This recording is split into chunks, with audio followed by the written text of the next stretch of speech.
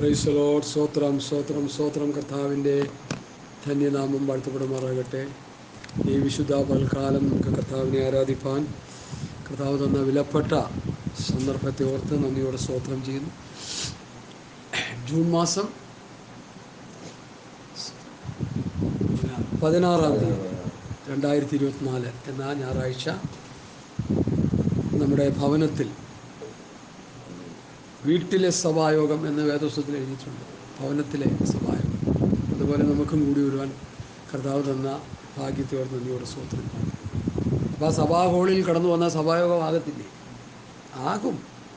ദൈവവചന വ്യവസ്ഥപ്രകാരമുള്ള ശുശ്രൂഷകൾ ചെയ്താൽ കൂടി ഒന്ന് കുറേ പാട്ടൊക്കെ പാടി കുറേ ബഹളം വെച്ച് ഒരു സങ്കീർത്തനമൊക്കെ വായിച്ച് മുമ്പോട്ട് പോയാൽ അതൊന്നും സഭായോഗമാകുമെന്ന് എനിക്ക് തോന്നുന്നില്ല. ഞാൻ മുഖപരമായിട്ട് ചില കാര്യങ്ങൾ പറയാൻ താല്പര്യപ്പെടും. ശ്രദ്ധിച്ച് കേൾക്കണം. ഈ പുതിയ നിയമ വ്യവസ്ഥ പ്രകാരം, സത്യവേദ പുസ്തകത്തിൻ്റെ വചനത്തിൻ്റെ വ്യവസ്ഥ പ്രകാരം ഒരു സഭ എങ്ങനെ ആയിരിക്കണം എന്ന് വേദപുസ്തകം ശക്തമായി പഠിപ്പിക്കും. ഒരു ശുശ്രൂഷകൻ എങ്ങനെ ശുശ്രൂഷിക്കണമെന്ന് ശക്തമായി പഠിപ്പിക്കും. ഇതൊക്കെ നമ്മളെ കുറച്ച് മനസ്സിലാക്കിയതുകൊണ്ട് പറയുക. ഒരു പൊട്ടനെ പോലെ ഏകദേശം ഒരു 10-30 വർഷം ഇതൊന്നും മനസ്സിലാക്കാൻ കഴിയാതെ ജീവിച്ച കാലഘട്ടം ഉണ്ടായിരുന്നു. എന്നാൽ ഇന്ന് അങ്ങനെയല്ല. കർത്താവിൻ്റെ മഹാകരുണയാൽ, മഹാകൃപയാൽ, താഴ്മയോട് പറയുന്നു, കാര്യങ്ങളൊക്കെ ഒരു ചെറിയൊരളവിൽ നമ്മൾ മനസ്സിലാക്കിക്കൊണ്ടാണ് മുമ്പോട്ട് പോകുന്നത്. സ്തോത്രം. അപ്പോൾ ഒരു ചർച്ച് എങ്ങനെയായിരിക്കണം, ഒരു സഭ എങ്ങനെയായിരിക്കണം, ഒരു സഭയുടെ ഉപദേശം, ഒരു പാസ്റ്റർ എങ്ങനെയായിരിക്കണം, ഒരു വിശ്വാസി എങ്ങനെയായിരിക്കണം, ഒരു പിതാവ്, ഒരു മാതാവ്, ഒരു സഹോദരൻ, ഒരു സഹോദരി, ഒരു ഭാര്യ, മക്കൾ എങ്ങനെയായിരിക്കണം, വ്യക്തമായ ലിഖിതമായ പ്രമാണം വേദപുസ്തകത്തിലുണ്ട്. ഇതൊന്നും വായിച്ചു പഠിക്കാത്ത പാസ്റ്റർമാരാണ് ഇന്ന് പാസ്റ്റർമാരായിരിക്കുന്നത്. അതാണ് സഭയുടെ ദുരന്തം. കാര്യം പറയട്ടെ, സത്യം പറയുന്നതിൽ കുഴപ്പമില്ലല്ലോ. ഇത് മനസ്സിലാക്കി ഇപ്പം നമ്മൾ ഒരു മോഷണം നടത്തി അല്ലെങ്കിൽ കൊലപാതകം ചെയ്തു, ഒരു അടിപിടി ഉണ്ടാക്കി, നമ്മൾ പോലീസ് അറസ്റ്റ് ചെയ്തു, കോടതിയിൽ കൊണ്ടുപോയി കേസ് ചാർജ് ചെയ്തു, സ്വത്രം FIR ഇട്ടു. ഇന്നൊക്കെ FIR ഇടൊക്കെ കുറവാണ്. കാരണം ഈ കുറ്റം ചെയ്തവൻ പോലീസും രാഷ്ട്രീയ സ്വാധീനം ഉണ്ടെങ്കിൽ FIRന് വരെ കുഫൈആർ അവന് കിട്ടുന്നത്. കാരണം അവൻ രക്ഷപ്പെട്ടു പോകുന്ന കാലം. പാവം പിടിച്ചവൻ എന്തെങ്കിലും തുമ്മി അവനെ പിടിച്ച് FIR ഇടും. അങ്ങനത്തെ ഒരു കാലഘട്ടമായി മാറി. എന്നാൽ ഞാൻ പറയുന്നത് അതിൻ്റെ ലോജിക്കലായിട്ടുള്ള വിഷയമാണ്. ഒരാൾ കുറ്റം ചെയ്താൽ, കൊലപാതകം ചെയ്താൽ പോലീസ് പിടിക്കുന്നു, അറസ്റ്റ് ചെയ്യുന്നു, FIR ഇടുന്നു. ഇന്ത്യൻ കോൺസ്റ്റിറ്റ്യൂഷൻ അനുസരിച്ച് കോടതിക്കൊരു നിയമമുണ്ട്. ആ നിയമം അനുസരിച്ചുള്ള ശിക്ഷ അവന് കൊടുക്കും. ഇതാണല്ലോ, സത്യമാണല്ലോ. ഇനി ഇതിനെ രാഷ്ട്രീയ സ്വാധീനം ഉപയോഗിച്ചും മദ്യം മദിരാശി ഉപയോഗിച്ചും ഒക്കെ മാറ്റിമറിക്കുന്ന ലോകമാണ് നമ്മുടെ മുമ്പിലുള്ളത്. അതെന്താന്ന് ചോദിച്ചാൽ സാത്താൻ ഈ ലോകത്തെ ഭരിക്കുന്നുണ്ട് അങ്ങനെ സംഭവിക്കുന്നത്. റിയലായിട്ട് നടക്കേണ്ടത് ചെയ്ത കുറ്റത്തിന് ശിക്ഷ അനുഭവിച്ചവനെ കോടതിയിൽ റിമൈൻഡ് ചെയ്യും.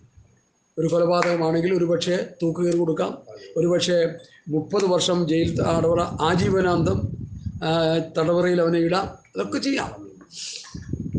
എന്നാൽ ഈ ദൈവവചനത്തിൻ്റെ വ്യവസ്ഥ അനുസരിച്ച് ശുശ്രൂഷകൾ ചെയ്യാതെ ജീവിക്കാതെ മുമ്പോട്ട് പോകുന്നവരോട് എനിക്ക് പറയാനുള്ളത്, നമ്മളിപ്പോൾ ഇങ്ങനെയൊക്കെ പോകുന്നെങ്കിലും നമ്മൾ പിടിക്കപ്പെടും. നമ്മളെ അറസ്റ്റ് ചെയ്ത് FIR ഇട്ട് നമ്മളെ നരകത്തിൽ കൊണ്ട് തള്ളുന്നൊരു കാലം അതിവിദൂരമല്ല. ഹല്ലേലൂയ. എല്ലാവരും വിചാരിച്ചിരിക്കുന്നത് കുഴപ്പമൊന്നുമില്ല, നമ്മളെല്ലാവരും കൂടി വന്നിരുന്ന് പാട്ടം പാടി കുറേ പ്രാർത്ഥിച്ച് കുറേ ബഹളം വെച്ച് എന്തെങ്കിലുമൊക്കെ പറഞ്ഞു പോയാൽ മതി. നോ, അങ്ങനെ അല്ല ദൈവമക്കളെ. സഭയ്ക്ക് ലിഖിതമായൊരു പ്രമാണമുണ്ട്.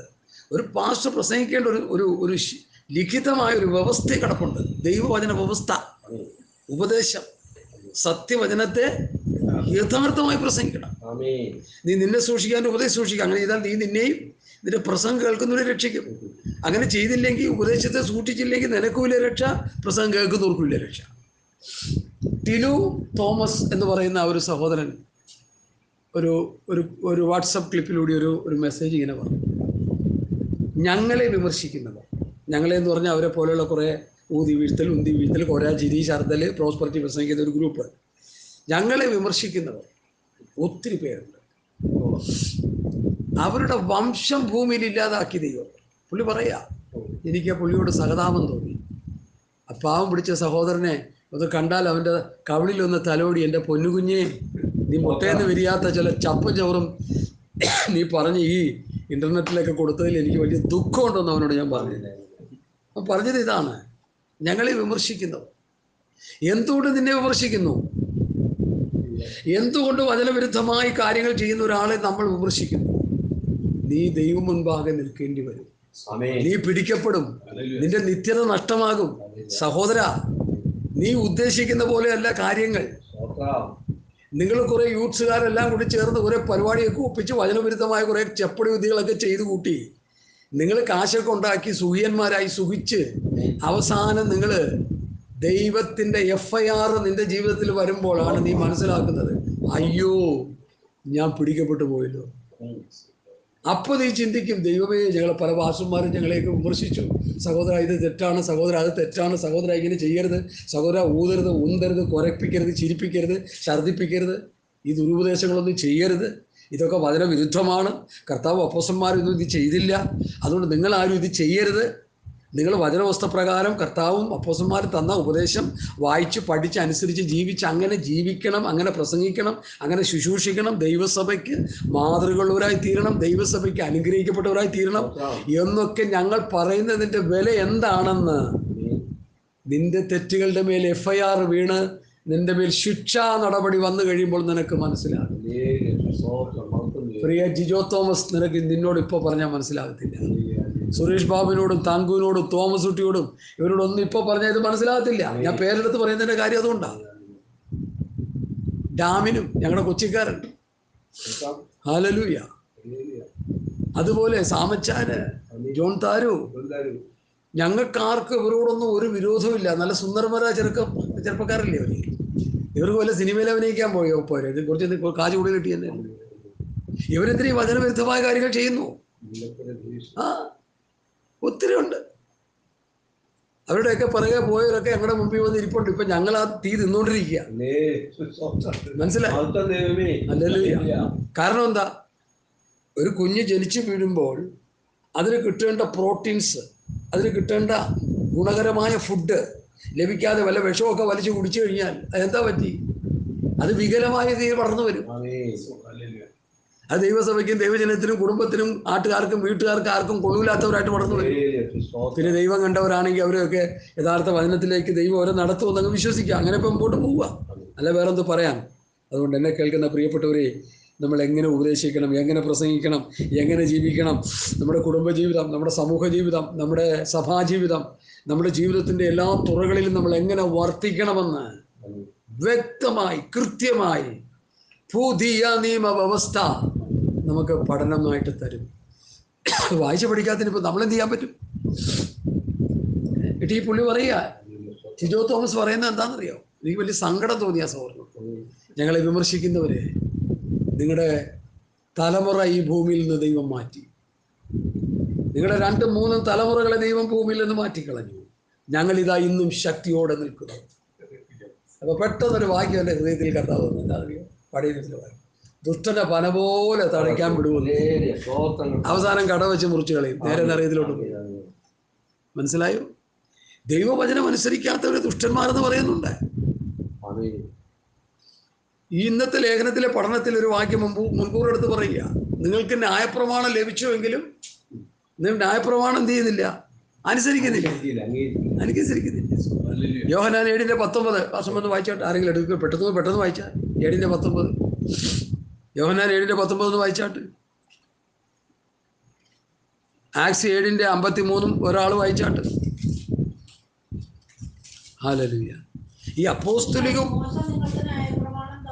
മോശ നിങ്ങൾക്ക് ന്യായപ്രമാണം തന്നിട്ടില്ലയോ? എങ്കിലും ആരും നിങ്ങളിൽ ന്യായപ്രമാണം ആചരിക്കുന്നില്ല. കണ്ടോ? മോശ യഹൂദന്മാരോട് പറയുക, നമ്മളോടല്ല. മോശ നിങ്ങൾക്ക് ന്യായപ്രമാണം തന്നിട്ടില്ലേ? നിങ്ങളെന്താ അതനുസരിക്കാത്തത്? അപ്പൊ യവന്മാര് ഒരിടത്തോട്ട് സ്വഭാവക്കാരാ, പ്രമാണം കിട്ടിയെങ്കിലും അനുസരിക്കുന്നില്ല. അത് തന്നെ ഇന്നത്തെ പെന്തക്കോസ്തുകാർക്ക് സംഭവിച്ചേക്കും. മോശയുടെ പ്രമാണം മോശയ്ക്ക് മുഖാന്തരം ഇസ്രായേൽ ജനത്തിന് കൊടുത്തു.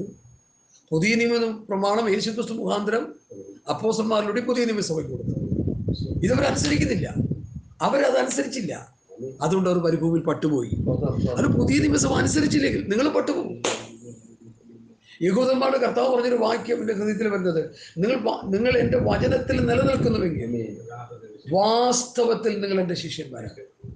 അപ്പൊ ആ സമയത്ത് അവർ ഏത് വചനത്തിൽ നിലനിൽക്കുന്നവരാ? മോശയുടെ പ്രമാണത്തിൽ. അവരോടാണ് കർത്താവ് പറയുന്നത്, നിങ്ങൾ എൻ്റെ വചനത്തിൽ നിലനിൽക്കുന്നുവെങ്കിൽ വാസ്തവത്തിൽ നിങ്ങൾ എൻ്റെ ശിഷ്യന്മാരായി. അപ്പൊ ഇപ്പൊ നിൽക്കുന്നത് മോശയുടെ പ്രമാണം, ഡ്യൂപ്ലിക്കേറ്റ് ശിഷ്യനാണ്. മോശയുടെ പ്രമാണത്തിൽ നിൽക്കുന്ന ശിഷ്യനെ കർത്താവിന് വേണ്ട, ക്രിസ്തുവിന്റെ പ്രമാണത്തിൽ. അതിനാ കർത്താവ് രക്തം ചിന്തിയത്, അതിനാണ് സഹോദര രക്തസാക്ഷിയായത് കർത്താവ്. അതിനാണ് രക്തം നമുക്ക് വേണ്ടി ഊറ്റി തന്നത്. തന്റെ ജീവൻ തന്നാണ് ഈ പ്രമാണം നമുക്ക് തന്നിരിക്കുന്നത്. അപ്പോസ്തലന്മാരുടെ അടുത്ത് പഠിക്കേ, ലൂക്കോസ് ഒഴികെ എല്ലാവർക്കും എന്ത് സംഭവിച്ചു? രക്തസാക്ഷിത്വം സംഭവിച്ചു. സാക്ഷി എന്ന വാക്കിന്റെ അർത്ഥം രക്തസാക്ഷി എന്നാണ്. അപ്പൊ രക്തസാക്ഷികൾ തന്ന പ്രമാണം വെച്ച് കളിക്കരുത് നമ്മള്. ടിനു ജോർജേ, സഹോദരാ, നീ ഇത് കേൾക്കുന്നുണ്ടെങ്കിൽ ഞാൻ നിന്നോടും പറയാം, നീ കളിക്കരുത് ഇത് വെച്ച്. കളിച്ചു കഴിഞ്ഞാൽ നിന്റെ മേൽ FIR ഇടും സ്വർഗത്തിലെ ദൈവം. ഒരു കുറ്റവാളിയുടെ മേലിടുന്ന FIR ഇട്ട് നിന്നെ ശിക്ഷ വിധിച്ച് നിന്നെ നരകാഗ്നിയിലേക്ക് കോടാനുകോടി വർഷം നരകാഗ്നിയിൽ കിടന്ന് ആ ലൂക്കോസ് 16 പറയുന്ന ധനവാന്റെ അവസ്ഥ നിനക്ക് വരാൻ, നിനക്കും നിന്റെ കൂട്ടുകാർക്കും അത് വരരുത്. അതാ ഞങ്ങളുടെ ആഗ്രഹം. ഞങ്ങളുടെ ആഗ്രഹം അതാ, നിനക്കത് വരരുതേ. വ്യവസ്ഥ തെറ്റിച്ചാൽ ആരും വിടത്തില്ല ദൈവം. വ്യവസ്ഥ തെറ്റിച്ചാൽ ആരെയും ദൈവം വിടത്തില്ല. 26 വായിച്ച 10:26 എബ്രായർ. വായിച്ചേ. ഇതൊക്കെ കർത്താവ് ഹൃദയത്തിൽ പ്രകാശിപ്പിക്കുന്ന വചനങ്ങളാണ്. 100 പ്രാവശ്യം കേട്ടതുമാണ്, പക്ഷെ പിന്നെയും കേട്ടോണം. 10:26. നോ ആ വാക്യത്തിന്റെ ആരംഭത്തോട്ട് വായിക്കാം. ഓക്കെ.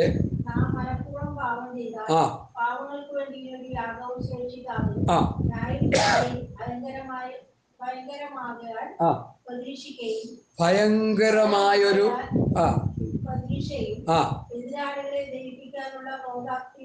എതിരാളികളെ ദഹിപ്പിക്കാൻ ക്രോധാഗ്നിയുമുള്ളൂ. അടുത്തേ ശ്രദ്ധിക്കണേ.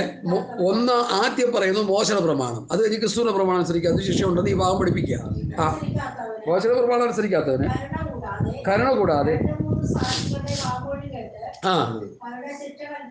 അവിടെ നിൽക്കട്ടെ, വായിക്കണം. ഈ ശബദ ദിവസം നീ വിറക് ഉറക്കാൻ പോയോ? ജോലി ചെയ്യാൻ പോയോ? ഞാൻ പോയി. നീ കണ്ടോ? ഞാൻ കണ്ടോ അവൻ പോകുന്നത്. വേറെത്തോട് ചോദിക്കുക, നീ കണ്ടോ? കണ്ടു. എന്നാ കല്ലെറിഞ്ഞ് ഒന്നേക്ക്. അതാ പ്രമാണം. കരുണ കൂടാതെ 2-3 സാക്ഷികളുടെ വാമൊഴി കേട്ട് മരണശിക്ഷ കൽപ്പിക്കുന്നുവല്ലോ. നമുക്കിതൊന്നും വലിയ കാര്യമല്ല, നമ്മൾ വെറുതെ അങ്ങ് വായിച്ചു വിടുക. വേദപുസ്തകത്തിലെ കാര്യമാണ് ഞാൻ ഈ പറയുന്നത്. ടിജോന്റെ കൂട്ടുകാരെല്ലാം ഇത് കേട്ടോണം. എവിടെയെങ്കിലും സാധിപ്പിച്ച് കേൾക്കാൻ വഴിയുണ്ടെങ്കിൽ നിങ്ങൾ ഓർത്ത് ഞങ്ങൾ കരയുക. നിങ്ങൾ സർപ്പസന്ധതികളെന്ന് ഞങ്ങൾ പറയുന്നില്ല. നിങ്ങൾ പറഞ്ഞു ഞങ്ങൾ സർപ്പസന്ധതികളെന്ന്. ഓക്കെ, അത് നിങ്ങൾക്ക് കിട്ടിയ പരിജ്ഞാനം ആയിക്കോ. ഞങ്ങൾ പറയുന്നില്ല, നിങ്ങൾ നല്ല സഹോദരങ്ങളാണ്. നിങ്ങളെ സർപ്പം അവ്വായ ഉപായത്തിൽ തെറ്റിക്കിട്ടിരിക്കും. അവിടുന്ന് മടങ്ങി വന്നാൽ ഞങ്ങൾ പറഞ്ഞുകൊണ്ടിരിക്കുന്നത്. അപ്പൊ മോശയുടെ പ്രമാണം അനുസരിക്കാത്തവന് കരുണ കൂടാതെ 2-3 സാക്ഷികളുടെ വാമൊഴി കേട്ട് മരണശിക്ഷ കൽപ്പിക്കുന്നുവല്ലോ. അടുത്ത ക്രിസ്തുവിന്റെ പ്രമാണം അനുസരിക്കാത്തവനുള്ള ശിക്ഷയാണ് അടുത്ത് പറയുന്നത്. ദൈവപുത്രനെ ചവിട്ടിക്കളി, അതായത് താൻ തന്ന പ്രമാണത്തെ ചവിട്ടിക്കളഞ്ഞാൽ ദൈവപുത്രനെ ചവിട്ടിക്കളയുകയും തന്നെ വിശുദ്ധീകരിച്ച നിയമരക്തത്തെ, അപ്പൊ ആ പ്രമാണത്തെ മലിനമെന്ന് നിരൂപിക്കുക, അതാണ് അതിന്റെ അർത്ഥം. നിരൂപിക്കുകയും കൃപയുടെ ആത്മാവിനെ നിന്ദിക്കുകയും ചെയ്യുന്നവൻ എത്ര കഠിനമേറിയ ശിക്ഷയ്ക്ക് പാത്രം എന്ന് വിചാരിക്കും. അപ്പൊ മോശയുടെ പ്രമാണം അനുസരിക്കാത്തൊരു ശിക്ഷ, ക്രിസ്തുവിന്റെ പ്രമാണം അനുസരിക്കാത്തൊരു ശിക്ഷ. ക്ലിയർ ആയല്ലോ? ഈ വേദഭാഗങ്ങളെന്നൊക്കെ പറഞ്ഞാലുണ്ടോ, തങ്കലിപികളിൽ എഴുതി ചേർത്ത് വെച്ചിരിക്കുക. പൗലോസ് എഴുതി വെച്ചിരിക്കുക ആത്മാവിൽ. ഇതൊക്കെ വായിച്ചു പഠിക്കാതെ വായി വരുന്ന പൊട്ടത്തരങ്ങളൊക്കെ വലിച്ചു പറഞ്ഞ് വല്ലതുമൊക്കെ ചെയ്തു കൂട്ടിയാലേ ഇസ്രായേലിനെതിരെ ദൈവം തൂക്കുകട്ട പിടിച്ചു. തൂക്കുകട്ട പിടിച്ചിട്ട് എന്ത് ചെയ്തു? ഇടിച്ചു പൊളിച്ച് ദൂരെ കളഞ്ഞു. നോക്കട കൊച്ചുമക്കൾ പെട്ടകത്ത് ഇറങ്ങി പെറ്റുപെരുക്കി കുറേ എണ്ണമായി ഒരു വലിയ ഗോപുരം പെടും. തമ്പുരാൻ നോക്കി, ദൈവവ്യവസ്ഥയല്ല ചെയ്യുന്നത് കണ്ടു. ദൈവം പറഞ്ഞു, നിങ്ങൾ പെട്ടകത്ത് നിന്നിറങ്ങി ഭൂമി മുഴുവൻ പെറ്റി പെരുകാൻ പറഞ്ഞു, അനുഗ്രഹിക്കപ്പെടാൻ പറഞ്ഞു. ജനസംഖ്യ വർദ്ധിപ്പിക്കാൻ പറഞ്ഞു. അതൊരു ബ്ലെസ്സിങ് ആയിട്ട് ദൈവം കൊടുത്തത്. എല്ലാം നിങ്ങൾക്ക് ഭക്ഷിക്കാം, ഭക്ഷിച്ചൊക്കെ അങ്ങനെ ചെയ്തോളാം പറഞ്ഞു. അവരത് ചെയ്തില്ല. അവർ പറഞ്ഞു നമുക്ക് വരുവിൻ, നമ്മൾ ചിതറിപ്പോകാൻ ഇവിടെ ഇരിക്കാം. ദൈവം പറഞ്ഞു ചിതറിപ്പോകാൻ, ഇവർ പറഞ്ഞു നമുക്ക് ഇവിടെ ഇരിക്കാം, പോകണ്ട. അത് ദൈവ വ്യവസ്ഥയ്ക്കെതിരാണ്. കെട്ടിപ്പൊക്കി സന്തോഷിച്ച് പാട്ടൊക്കെ പാടി കെട്ടിപ്പൊക്കി അവസാനം എന്താ പറ്റി? തമ്പുരാൻ നോക്കിയപ്പോൾ എന്ത് പറ്റി? ഇടിച്ച് പൊളിച്ച് ദൂരെ കളഞ്ഞു. ഭാഷ കളഞ്ഞു. ദൈവ വ്യവസ്ഥ വിട്ട് സഭ പണിതാലും പന്തല് പണിതാലും എന്ത് പണിതാലും തമ്പുരാൻ ഇടിച്ച് പൊളിച്ച് ദൂരെ കളഞ്ഞിട്ട് നിന്റെ മേൽ FIR ഇട്ട് നിന്നെ നരകത്തിൽ കൊണ്ടേ തള്ളും. ആ വെളിപ്പാട് കിട്ടിയത് കൊണ്ടാണ് ഈ പ്രസംഗിച്ചുകൊണ്ടിരിക്കുന്നത്. ചുമ്മാ ഇരുന്ന് പ്രസംഗിക്കുകയല്ല. ഒരു മനുഷ്യനും ഒരു ഉപദേശിക്കും വ്യവസ്ഥ വിട്ട് ഒരു കാര്യം ചെയ്യാൻ വചനം അനുവദിക്കുന്നില്ല. മനസ്സിലാവും. നമുക്ക് പരിജ്ഞാനമില്ലെങ്കിൽ, നമുക്ക് വിവേകമില്ലെങ്കിൽ, നമുക്ക് സുബോധമില്ലെങ്കിൽ, നമുക്ക് വചനം അറിയത്തില്ലെങ്കിൽ അത് അറിയുന്നവനോട് ചോദിച്ച് പഠിക്കണം. അറിവെന്ന് പറഞ്ഞാൽ ഒരിക്കലും കെട്ടിയിട്ട് ആരും കൊണ്ട് തരത്തില്ല. ഞങ്ങൾക്ക് കുറെ പിതാക്കന്മാരായ ദൈവദാസന്മാരെന്ന് പകർന്നു കിട്ടിയ ഈ വചന വെളിപ്പാടുകൾ ഉപദേശങ്ങളാണ് ഞങ്ങൾ പറഞ്ഞുകൊണ്ടിരിക്കുന്നത്. ഒരു കാലത്ത് ഞങ്ങൾ കിട്ടിയില്ല. പൊട്ടത്തരത്തിൻ്റെ പൊട്ടത്തരങ്ങളാണ് കാണിച്ചുകൊണ്ടിരുന്ന മുഴുവൻ. പക്ഷെ ഇതുപോലുള്ള ഹീനപ്രവൃത്തികൾ ഇവർ ചെയ്യുന്ന പോലെയുള്ള ജനത്തെ കൊള്ളയടിക്കുന്ന പരിപാടി ഇത് ഞങ്ങൾ ചെയ്തിട്ടില്ല. സ്വതന്ത്രം. എന്നെ കേൾക്കുന്ന പ്രിയപ്പെട്ടവരെ, ഞാൻ എന്തിനിത് പറഞ്ഞു? പ്രിയ ടിജോ, എൻ്റെ കൂട്ടുസഹോദരന്മാരോട് എനിക്ക് മുന്നറിയിപ്പായിട്ട് പറയാനുള്ളത് ഇതാണ്: വചന വ്യവസ്ഥ വിട്ട് പോകരുത്. FIR വീഴും. മനസ്സിലായോ? പിന്നെ കിടന്ന് കരഞ്ഞിട്ട് കഥയില്ല. ദൈവത്തിൻ്റെ കയ്യിൽ വീഴുന്നത് എത്ര ഭയങ്കരം. ഇപ്പം ഞാൻ എന്തെങ്കിലും ഒരു പ്രശ്നത്തിൽപ്പെട്ട ഒരു കേസിൽ ചെന്ന് കൂടിയാ എനിക്കൊരു രാഷ്ട്രീയ സ്വാധീനമുണ്ട്, എനിക്ക് എന്തെങ്കിലും പൊളിറ്റിക്സ് സ്വാധീനം, മറ്റു കാര്യങ്ങൾ, പണവും ഒക്കെ ഉണ്ടെന്നുണ്ടെങ്കിൽ എനിക്ക് പഴുതുകൊണ്ട് രക്ഷപ്പെടാം. പക്ഷെ ഇവിടെ രക്ഷപ്പെടാൻ പറ്റത്തില്ല. മനസ്സിലായില്ലേ? ഘോരമായ തെറ്റുകൾ ചെയ്തവര്, രാഷ്ട്രീയ നേതാക്കന്മാരും മറ്റു ലോകമനുഷ്യരൊക്കെ നെഞ്ച് നിവർത്തി ഇവിടെ കൂടെ നടപ്പുണ്ട്. നമ്മുടെ നാട്ടിൽ കൂടി അവരൊന്നും പിടിക്കപ്പെടുന്നില്ല. അവരെ പിടിച്ചകത്തിടേണ്ടവരെ അതിൽ വലിയ തെറ്റ് ചെയ്തുകൊണ്ടിരിക്കുക. അപ്പൊ അവർക്ക് രക്ഷപ്പെടാനുള്ള പഴുതായി അത്. എന്നാൽ ഇവിടെ അതല്ല. ദൈവത്തിന്റെ കണ്ണ് ഭൂമിയിലൊക്കെ മൂടാടി സഞ്ചരിച്ചു കൊണ്ടിരിക്കുന്നു.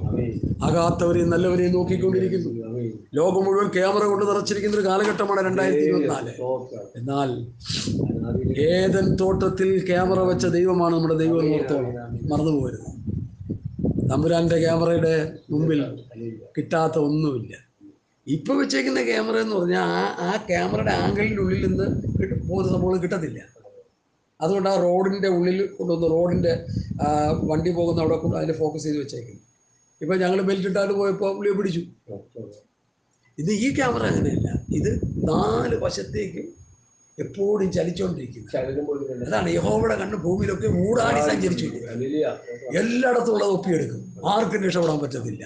ഫ്രാൻസിസിനും രക്ഷയില്ല, സാംബാസിനും രക്ഷയില്ല, ജോസഫച്ചാൻ രക്ഷയില്ല, ജൂലിയും രക്ഷ, ആർക്കും രക്ഷയില്ല. അതുകൊണ്ട് നേരെ ചൊവ്വ ജീവിച്ച് പൊക്കോ. FIR വന്ന് വീണ് നരകത്തിൽ പോയി വീഴരുത്. ഒരു കൈകൂപ്പി ഒരു അപേക്ഷയുണ്ട്. നിങ്ങൾ വായിച്ചോ? തൃശ്ശൂരിൽ വലിയൊരു ഭൂകമ്പം നടന്നിരിക്കും. വലിയ ഭൂകമ്പം. ആ ഭൂകമ്പം അനേകർ ഭയവികലരായിരിക്കുക. മരണം സംഭവിച്ചിട്ടില്ല. ഒത്തിരി വീടുകൾ വിണ്ടുകീറി വാസയോഗ്യമല്ലാത്തതായി മാറി. സ്തോത്രം. അതുകൊണ്ട് തന്നെ കേൾക്കുന്ന പ്രിയപ്പെട്ടവരെ, ഈ ക്ഷാമവും ഭൂകമ്പവും പകർച്ചവ്യാധി യെശയ്യാവ് 24:24 വായിച്ചാട്ടെ. യെശയ്യാവ് 24:24 മുതലുള്ള വാക്യങ്ങൾ ഒന്ന് വായിച്ചാട്ടെ. പഴയ നിയമം കയ്യിലില്ലേ? Hallelujah, hallelujah.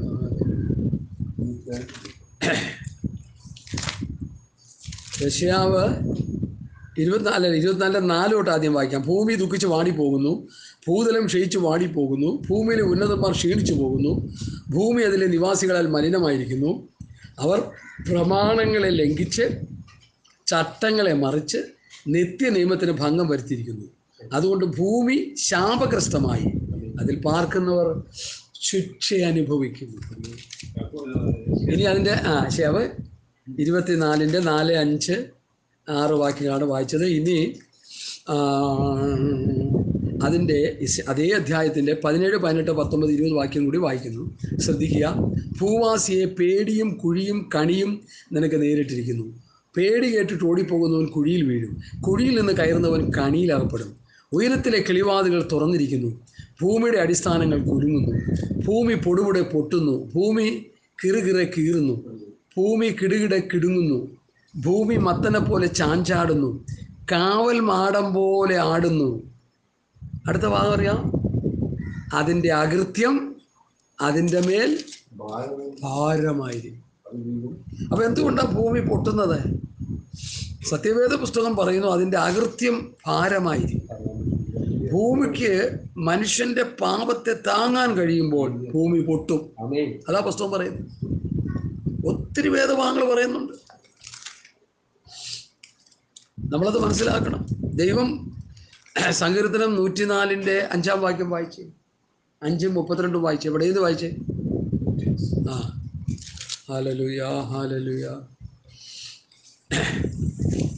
ഇതൊക്കെ നമ്മൾ വായിച്ച് പഠിക്കുന്നത് വളരെ നല്ലതാണ്, വളരെ നല്ല കാര്യങ്ങൾ മനസ്സിലാക്കി മുമ്പോട്ട് പോകുന്നത് നല്ലതാണ്. വേദപുസ്തകം ഇതിനെക്കുറിച്ചൊക്കെ എന്താ വല്ലതും പറയുന്നൊന്നും നമ്മൾ നോക്കണ്ട. വേദപുസ്തകം എന്ത് പറയുന്നു എന്ന് ശ്രദ്ധിക്കുക സഹോദരങ്ങളെ, അല്ലെങ്കിൽ നമ്മൾ തെറ്റിപ്പോകും. 104-ന്റെ 5:32 ചില വാക്യങ്ങൾ വായിച്ചുകൊണ്ട് നമുക്ക് മുമ്പോട്ട് പോകാം.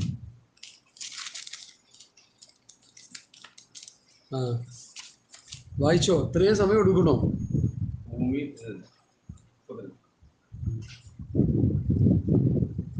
വായിച്ചില്ല? 104-ന്റെ 5:32.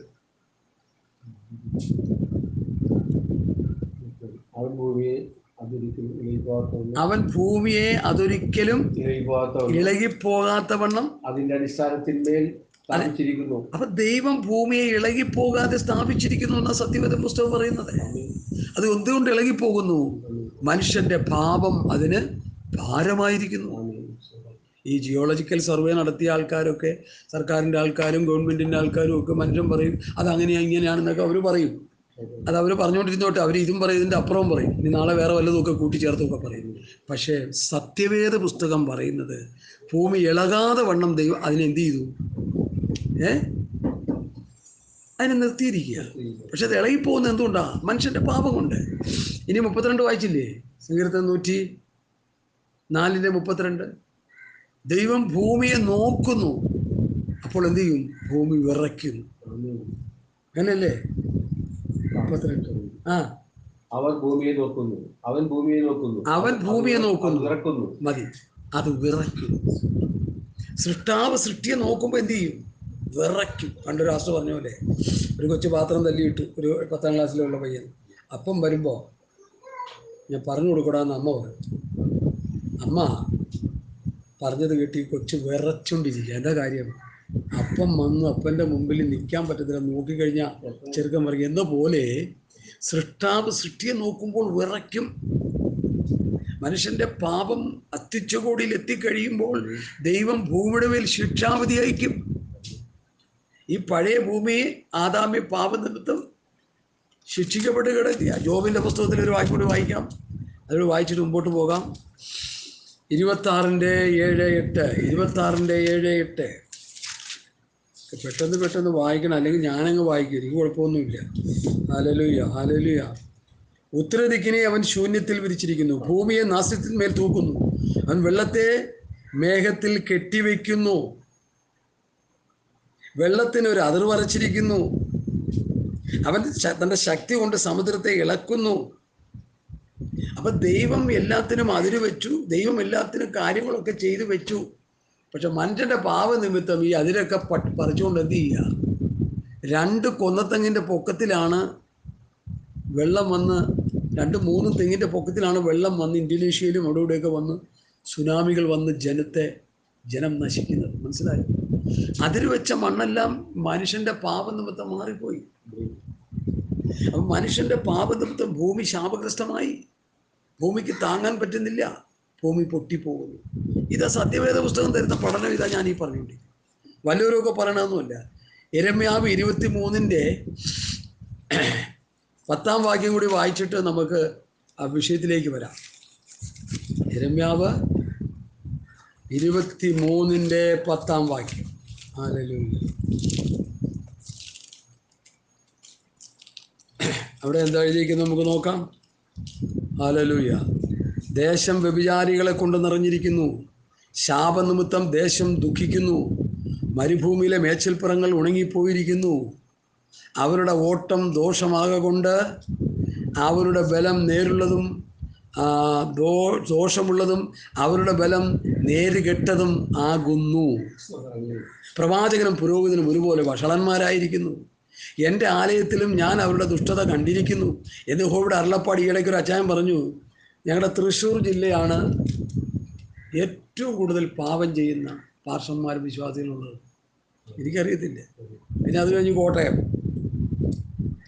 ദൈവവചന വ്യവസ്ഥ വിട്ടുപോകുന്നവരാണ് കൂടുതലും. വചന വ്യവസ്ഥ വിട്ടുപോയാൽ ദൈവത്തിൻ്റെ FIR നമ്മുടെ മേൽ രക്ഷപ്പെടാൻ പറ്റത്തില്ല. ഇവിടെ പോലീസ് ഡിപ്പാർട്ട്മെൻറ്റ് FIR ഇട്ടാൽ കോടതിക്ക് എടുത്ത് മാറ്റാൻ വേണമെങ്കിൽ ശിക്ഷ ലഘൂകരിച്ചു കൊടുക്കുക, കൊലപാതകം വെറുതെ വിടാം. പക്ഷെ തമ്പുരാൻ FIR ഇട്ട് കഴിഞ്ഞാൽ പിന്നെ എന്തില്ല, ശിക്ഷ തന്നെ, ഉറപ്പ് തന്നെ. അതുകൊണ്ട് ദൈവഭയത്തോടെ നമ്മൾ ജീവിക്കുക എന്നാണ് എനിക്ക് പറയാനുള്ളത്. കുവൈറ്റിൽ ജോലി ചെയ്ത സഹോദരന്മാർ, ഒരാൾ പറയുകയാണ്, ഞങ്ങൾ ആദ്യ ശമ്പളം വാങ്ങാനായിട്ട് ഒരാൾക്ക് പറ്റിയില്ല, അതിനു മുമ്പേ തീയെ ഒപ്പിയെടുത്തു. ഇന്നൊരാൾ പറഞ്ഞത്, ഞാനൊരു വീട് വെച്ചു, വേറെ താമസിക്കാൻ കഴിയുന്നതിന് മുമ്പ് എന്നെ തീനാളങ്ങൾ കൊണ്ടുപോകും. അപ്പം ഇതൊക്കെ ലോകത്ത് സംഭവിച്ചുകൊണ്ടിരിക്കുക. മനുഷ്യൻ, ഇത് വിശ്വാസികളുടെ കാര്യമാണെന്ന് ഓർത്തോണേ. ലോക മനുഷ്യൻ്റെ കാര്യമല്ല, വിശ്വാസികളുടെ കാര്യം. ഞങ്ങളും മരുഭൂമി പോയി പണിയെടുത്തുണ്ടാക്കിയതാ, അധ്വാനിച്ചതാ. അതിൻ്റെ നന്മകളൊക്കെ ഞങ്ങളും അനുഭവിച്ചവരാ. അത് അനുഭവിക്കാൻ ദൈവം ഞങ്ങൾക്ക് ഭാഗ്യം തന്നു. അപ്പം അനേകർക്ക് ആ ഭാഗ്യം കിട്ടിയില്ല. ഇതൊക്കെ നമ്മൾ ഓർത്തോളാം. ഇതൊക്കെ കുറിപ്പെട്ട വിഷയങ്ങളാണ്. നമ്മൾ എത്ര അധ്വാനിച്ചാലും അധ്വാന ഫലത്തിൻ്റെ ഫലസിദ്ധി അനുഭവിക്കാൻ ഇടയാക്കുന്ന ദൈവമാണെന്ന് ഓർത്തോളാം. സ്തോത്രം, സ്തോത്രം. ഹല്ലേലൂയ. നമ്മൾ എത്ര അധ്വാനിച്ചാലും അതിൽ നിന്ന് എന്തെങ്കിലും ഭക്ഷിക്കാൻ ഇടയാക്കണം. ദൈവം അനുവദിക്കണം. നടക്കത്തില്ല അല്ലാതെ. അതുകൊണ്ട് ദൈവസന്നിധിയിൽ നേരോടെ നടക്കുക. നേരോടെ നടക്കുന്നവർക്കൊരു നന്മയും ആരെങ്കിലും മുടക്കിയാലും പിന്നെ അത് കിട്ടും നമുക്ക്.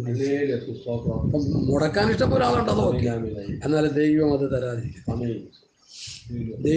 ദൈവത്തിൻ്റെ മുഖത്തേക്ക് നോക്കുന്നവനെ ദൈവം ഒരിക്കലും ലജ്ജിപ്പിക്കത്തില്ല. ഞാൻ സാക്ഷിയാണ്. എൻ്റെ ജീവിതത്തിൽ എൻ്റെ അനുഭവമാണ്. കർത്താവിനെ പിൻപറ്റാൻ തുടങ്ങി അന്നു മുതൽ അനുഗ്രഹത്തിൻ്റെ പടവുകൾ ചവിട്ടുവാൻ ദൈവം എനിക്ക് ഭാഗ്യം. അതിൻ്റെ നന്മകൾ പലരും അനുഭവിക്കുന്നുണ്ട്. വിശ്വസ്തയോടെ നിങ്ങൾ ദൈവത്തെ സേവിക്കുക. അവനാർക്കും കടക്കാരനല്ല. നമ്മളെ ഒരു ലോകത്തിലെ ഒരു പ്രഭുവിനെ പോലെ നടത്തുമെന്നൊന്നും ഞാൻ ചിന്തിക്കുന്നില്ലേ. ഒരു പ്രഭുവിനെ പോലെ നടത്തുമെന്നൊന്നും ഞാൻ പറയുന്നില്ല. ഉണ്മാനും ഉടുപ്പാനും ഉള്ളത് കർത്താവ് തന്ന് നമ്മളെ ആരുടെ മുമ്പിൽ കൈനീട്ടാൻ, ഒരുത്തനെയും ചതിക്കാനും വഞ്ചിക്കാനും. മനസ്സിലായോ? ദൈവം വിശ്വസ്തൻ.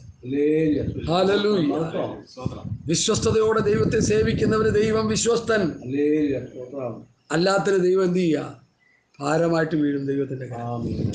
ഞാൻ എൻ്റെ വാക്കുകളെ ഉപസംഹരിക്കുകയാണ്. പ്രിയ ദൈവമക്കളെ, സ്തോത്രം, സ്തോത്രം. ഈ മുല്ലപ്രിയാറിൻ്റെ അവസ്ഥ ഈ ഒരു സഹോദരൻ എടുത്തു പറഞ്ഞു. അതുകൂടി പറഞ്ഞോളാം ഞാൻ. റിക്ടർ സ്കെയിൽ 3 വന്നേക്കുന്നത് ഈ കെട്ടിടം പൊട്ടാൻ. നമ്മുടെ കൈയൊക്കെ കെട്ടിടത്തിൻ്റെ ഉള്ളിലോട്ട് കയറിപ്പോൾ അത്രയ്ക്ക് വിള്ളലുണ്ടായിരുന്നു.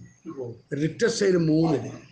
അപ്പോൾ ഒരു സഹോദരൻ ഒരു കമൻറ്റ് പറഞ്ഞിരിക്കുകയാണ്, റിക്ടർ സ്കെയിൽ 3 തൃശ്ശൂർ വന്നപ്പോൾ കെട്ടിടം വിള്ളലുകൾ പൊട്ടി വാസയോഗ്യമല്ലാതായി തീർന്നെങ്കിൽ തായ്പ ചുണ്ണാമ്പ് കൊണ്ട് 150 വർഷമായി ഉണ്ടാക്കി വെച്ചിരിക്കുന്ന മുല്ലപ്രിയാർ പൊട്ടാൻ റിക്ടർ സ്കെയിൽ 2 മതി. മനസ്സിലായോ? ദൈവം സൂക്ഷിക്കുന്നു. ആലപ്പുഴ ജില്ലക്കാർ കാണത്തില്ല മുല്ലപ്രിയാർ പൊട്ടിയ, കോട്ടയം ജില്ലക്കാർ കാണത്തില്ല, എറണാകുളം ജില്ലക്കാർ ഒറ്റയെണ്ണം കാണത്തില്ല. വെള്ളത്തിൽ കിടന്ന് നീന്തി കളിക്കും. പിന്നെ ഒരു ഗുണമുണ്ട്, എന്താണെന്നറിയാം? വെള്ളം കുടിച്ചാകാം. വെള്ളം കുടിക്കാതെ ആകാറുണ്ട്. ചിലർ വെള്ളം ഇറങ്ങാതെ ചത്തോണ്ടിരിക്കാൻ പറ്റും. കാരണം വെള്ളം കുടിക്കാതെ നേരത്ത് തോട്ടേന്ന് ഇറങ്ങുന്നില്ല. ഇത് വെള്ളം കുടിച്ച് മരിക്കാൻ തോന്നും. ഹല്ലേലൂയ. സ്തോത്രം. അതുകൊണ്ട് മര്യാദയ്ക്ക് ജീവിച്ച് പ്രാർത്ഥിച്ച് വിശ്വസ്തയോടെ കടന്നു പോവാം. ദൈവത്തെ സേവിക്ക്. ഹല്ലേലൂയ. എന്ത് നാശനഷ്ടങ്ങൾ വന്നാലും ദൈവം നമ്മെ സൂക്ഷിക്കും, ആമേൻ. ദൈവം നമ്മെ പരിപാലിക്കും. എഫേസ്യ ലേഖനം ഗലാത്യ ലേഖനം 6-ാം അധ്യായമാണ് നമ്മുടെ പഠന വിഷയം. ആമേൻ. ഗലാത്യ ലേഖനം ആറാമത്തെ. 6-ാം അധ്യായമാണ് നമ്മുടെ പഠന വിഷയം. ആമേൻ. അത് അതിൻ്റെ 1-ാമത്തെ വാക്യം നമുക്ക് ഒന്ന് വായിക്കാം. വായിച്ചാട്ട്. സഹോദരന്മാരെ,